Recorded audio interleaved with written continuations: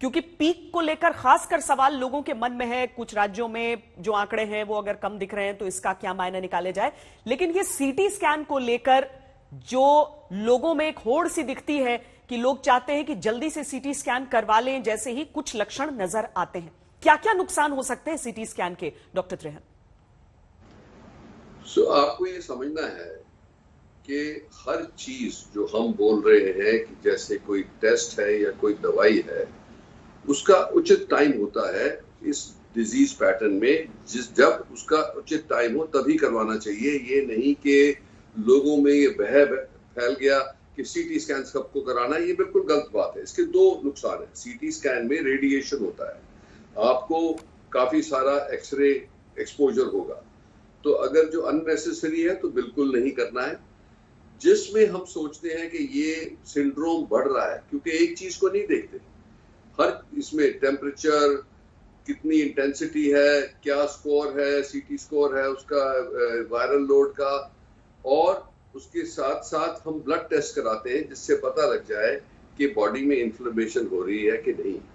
अगर जो ऐसा होता है जिसमें हम देखते हैं कि बहुत फीवर रिस्पॉन्ड नहीं कर रहा, जिसके हम देखते हैं कि उसके जो ब्लड टेस्ट हैं जिसके अंदर सीआरपी बढ़ा हुआ है बहुत ज्यादा, या फेरेटिन बढ़ा हुआ है, डी डाइमर बढ़ा हुआ है, तो तब हम रेकमेंड करते हैं कि HRCT होना चाहिए।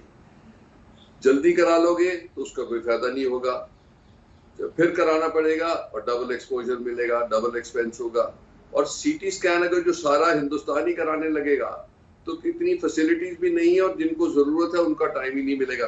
तो ये सब बातें अपने दिमाग में रखनी चाहिए कि एक डॉक्टर आपको गाइड करेगा कि कब क्या करना चाहिए। ये मत सोचें कि किसी और का हुआ था सीटी स्कैन तो मैं भी करवा लूं, किसी और ने वो रेमडेसिविर ली तो मैं भी रेमडेसिविर लगवा लूं, किसी और को टोसिजुमैब लगी है तो मैं भी लगवा लूं। ये बिल्कुल उचित नहीं है, इससे नुकसान होता है, क्योंकि हर चीज का साइड इफेक्ट होता है। तो इसीलिए हमें डिसाइड करने दो एज डॉक्टर्स, और सब डॉक्टर्स को इतना नॉलेज है कि कब क्या टेस्ट कराना चाहिए। सो पब्लिक को उससे गाइडेंस उस डॉक्टर से लेनी चाहिए, खुद नहीं डिसाइड करना चाहिए। डॉक्टर अशोक सेठ, इसके बावजूद हम लाइनें देख रहे हैं आजकल RT-PCR को लेकर कुछ लोगों के मन में यह संशय आया कि कहीं ऐसा तो नहीं है कि मुझे लक्षण है लेकिन इसके बावजूद नेगेटिव आ रहा है तो मैं जल्दी से सीटी स्कैन करा के देख लेता हूं। ये लोगों के मन में वहम RT-PCR को लेकर आना शुरू हुआ, जिसके बाद सीटी स्कैन को लेकर यह होड़ शुरू हुई। लेकिन किस तरह का खिलवाड़ वो कर रहे हैं अपनी सेहत से?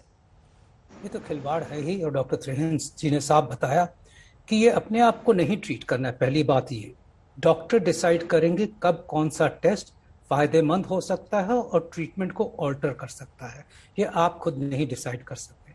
सेकेंडली, हम पेशेंट को ट्रीट करते हैं, टेस्ट को नहीं ट्रीट करते हैं। तो वो टेस्ट लेके आप कहीं पहुंच जाओगे तो उसके बेसिस पे ट्रीटमेंट नहीं स्टार्ट होती है अगर आप बिल्कुल ठीक फील कर रहे हो। और तीसरी बात समझने की है RT-PCR के बारे में। RT-PCR अगर नेगेटिव होता है, क्योंकि 70% ही एक्यूरेट टेस्ट है, तो इसका ये मतलब होता है ये कोई टेस्ट 100% एक्यूरेसी से कोविड को नहीं पिकअप कर सकता। तो 70% एक्यूरेसी का मतलब है कि 30% जिनको कोविड है वो मिस आउट हो सकते हैं। वो इसलिए मिस आउट हो सकते हैं कि अगर बहुत जल्दी डिजीज में कर दिया हो, जब तक कि वायरस थ्रोट में प्रोलिफरेट नहीं कर रहा है या उसका लोड कम है, अगर उसको ट्रांसपोर्टेशन में आफ्टर ऑल टेस्ट भी किसी सेंटर में जाके किया जाता है, किस तरह से टेस्ट किया जाता है, ये सब चीजें मैटर करती है। और थोड़ा सा ये भी देखा गया है कि आज 50 तरह के RT-PCR टेस्ट के किट्स अवेलेबल है मार्केट में। कुछ बहुत ही एक्यूरेट है, कुछ कम एक्यूरेट है, और कुछ उनमें से ऐसे भी हैं कि अगर वो जीनोम सीक्वेंसिंग ज्यादा नहीं देखते तो नए वेरिएंट्स को मिस आउट कर सकते हैं। तो नहीं, हमें क्लियरली मैनेज करना अपने सिम्टम्स को। इस टाइम पे मैं कहूंगा आप सबको, क्योंकि मैं देख रहा हूं कहाँ डिले हो रही है, कि अगर बुखार हो, खांसी जुकाम सर्दी हो, अगर वही रनी नोज और बॉडी और बुखार की फीवर और टेंडेंसी आ रही हो, तो ये सोच ले कि ये कॉमन फ्लू नहीं है, ये सिर्फ जुकाम खांसी ही नहीं है। इस टाइम पे प्रैक्टिकली 100% श्योर है कि वो कोविड है। कुछ लोग टेस्ट करा के 2 दिन बाद टेस्ट कराते हैं, क्रोसिन खाते रहते हैं, उसके बाद जब टेस्ट होता है नेगेटिव होता है, फिर वो अपने आप को आइसोलेट नहीं करते, और 6ठे दिन पे जाके या 7वें दिन पे जाके जब वो सीरियस हो जाते हैं तो कहते हैं बट मेरा तो टेस्ट नेगेटिव था, तो मेरा का तो कुछ, मैं तो यही खा रहा था दवाइयाँ।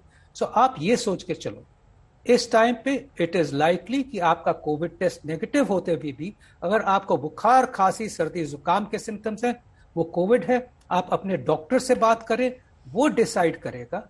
ब्लड टेस्ट, उनमें भी बातें पता चल जाती हैं। एक और कोविड टेस्ट, उनमें भी बातें पता चल जाती हैं। सीटी स्कैन तब करते हैं जबकि आपको ऑक्सीजन की कमी हो और डॉक्टर ये कह रहा है कि अब मुझे next line of treatment decide करनी है। फर्स्ट लाइन ऑफ ट्रीटमेंट तो 90% के माइल्ड सिम्टम्स होते हैं, वो ठीक ठाक होकर वैसे ही बेटर हो जाएंगे। सेकेंड लाइन ऑफ ट्रीटमेंट में डॉक्टर उसके बेसिस पे कई बार अपनी ट्रीटमेंट को ऑल्टर करते हैं, ट्रीटमेंट को चेंज करते हैं। और रेयर केसेस ऐसे होते हैं जिसमें कि हर कुछ नेगेटिव होते हुए चेस्ट इन्फेक्शन कई बार होता है, कई बार कोई सोचता है कि निमोनिया हो रहा है, और उसको भी कोविड से डिफरेंशिएट करने के लिए ये टेस्ट किया जाता है।